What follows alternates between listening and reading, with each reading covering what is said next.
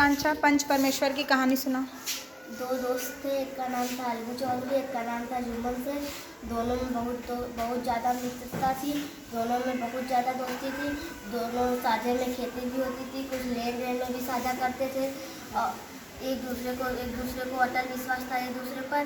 जुम्मन जब हज करने जाते तो अपना घर अलगू के भरोसे छोड़ देते। अलगू जब कभी बाहर जाता जुम्मन के भरोसे अपना घर छोड़ देते थे। इस मित्रता का जो मुझे समय हुआ था जब दोनों छोटे बच्चे ही थे और जुम्मन के पिता जुमराती उन्हें शिक्षा प्रदान करते थे। और जुम्मन शेख के पास एक बूढ़ी खाला थी। जुम्मन शेख की बूढ़ी खाला के पास थोड़ी सी ज़मीन थी। जुम्मन शेख ने लंबा चौड़ा वादा करके बोला कि खाला तुम अपनी ज़मीन मेरे नाम लिखवा दो, मैं तुम्हें रोटी कपड़ा सब कुछ दूंगा। खाला ने कहा ठीक है बेटा, मैं तुम अपनी ज़मीन तुम्हारे नाम लिखवा दूंगी। जब तक दान पत्ती रश्मि नहीं हुई, खाला की खूब खातिरदारी हुई, स्वादिष्ट पदार्थ खिलाए गए। रश्मि की मोह लगते ही इस खाना पीना दब देना बंद हो गया। जुम्मन की पत्नी करीमन रोटियां देने के साथ खाला को ताने भी मारने लगी। और जब खाला ने कुछ दिन तक सब सुना और सहा पर जब ना सहा गया, जुम्मन से शिकायत की। जुम्मन ने घर की मालकिन के प्रबंध में दखल देना शिकायत करना उचित न समझा। कुछ दिन तक और यूँ रोज का काम चलता रहा। अंत में एक दिन खाला ने कहा बेटा तुम्हारे साथ मेरा निभाना होगा, तुम मुझे रुपए दे दिया करो, मैं अलग पक्का खा लूँगी। जुम्मन ने ढिठाई के साथ उत्तर दिया रुपए क्या यहाँ पेड़ में फलते हैं। खाला बिगड़ गई, उन्होंने बोला कि तुम मेरी जमीन लेके मुझे ऐसे बोले, मैं पंचायत करूँगी। जुम्मन ने बोला कि हाँ बात नहीं बेटा, पंचायत कर लो, फैसला हो जाए, मुझे भी रात दिन की खटपट पसंद नहीं। थोड़ा आवाज़ तेज करके बोलो बेटा। या रात दिन की खटपट पसंद नहीं। खाला ने एक दिन संध्या के समय एक पेड़ के नीचे पंचायत बैठी। जुम्मन शेख ने पहले से ही सारा प्रबंध कर रखा था। जो पंच लोग बैठ गए। खाला ने उनसे विनती की पंचों आज 3 साल हुए मैंने अपनी सारी जायदाद अपने भांजी जुम्मन के नाम लिख दी थी। जुम्मन शेख ने रोटी कपड़ा देना कबूल किया था, पर साल भर तो मैंने इसके साथ रोजों को काटा, पर अब ना सहा जाता। अब जो पंच लोग जो राह निकाल दे मैं उसी राह को सिर माथे चढ़ाऊंगी।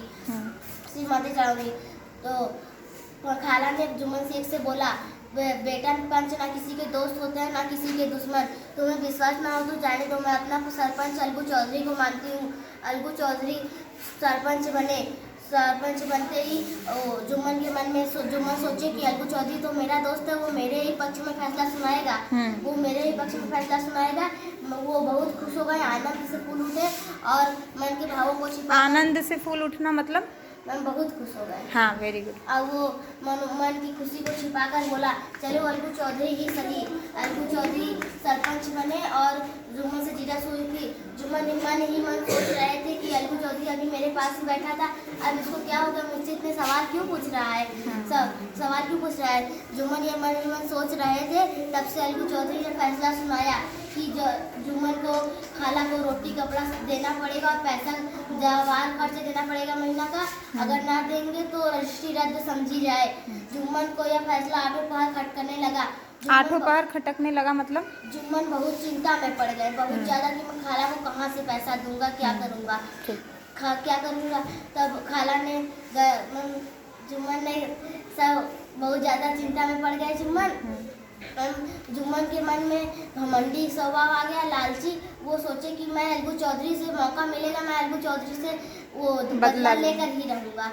जुम्मन फिर जल्द ही यह अवसर आया। अलगू चौधरी ने बटेसा से 2 बैलों की जोड़ी लाई।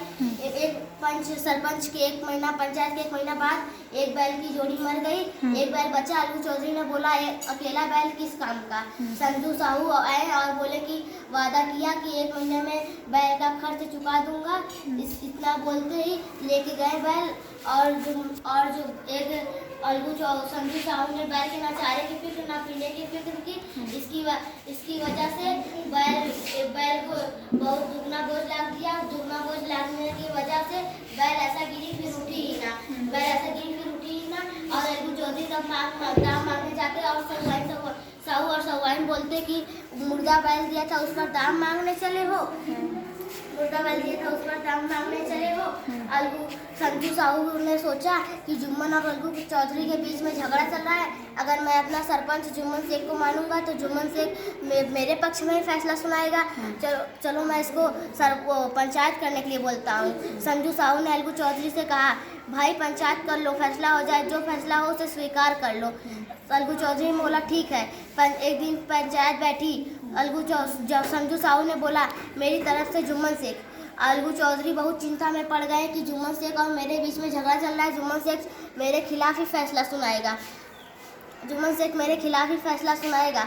अलगू चौधरी पर जैसे ही जुम्मन शेख सरपंच की कुर्सी पर बैठे, उनके मन में जिम्मेदारी का भाव पैदा हो गया। वो सोचे कि मैं अलगू के लिए गलत फैसला नहीं सुनाऊंगा, अलगू के लिए सही फैसला सुनाऊंगा, अलगू के लिए सही फैसला सुनाऊंगा।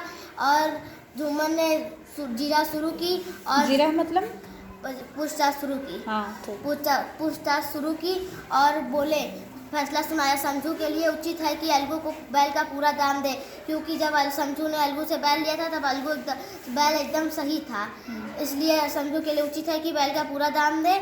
और जो कुछ दिन तक अलगू चौधरी ने खड़े होकर बोला, पंच परमेश्वर की जय हो, और सभी पंचों ने साथ दोहराया, पंच परमेश्वर की जय हो। और कुछ देर बाद जुम्मन शेख उठकर आए और अलगू चौधरी के गले से लिपट गए। बोले, अलगू चौधरी बोले, जुम्मन शेख तुम तो हम दोनों दोस्त पुराने हैं और दोस्त रहेंगे, हमें लगा कि तुम मेरे खिलाफ फैसला सुनाओगे और हम दोनों के दोस्ती के बीच में कोई नहीं आ सकता। वेरी गुड, शाबाश। आकांक्षा के लिए गुड क्लैप करो।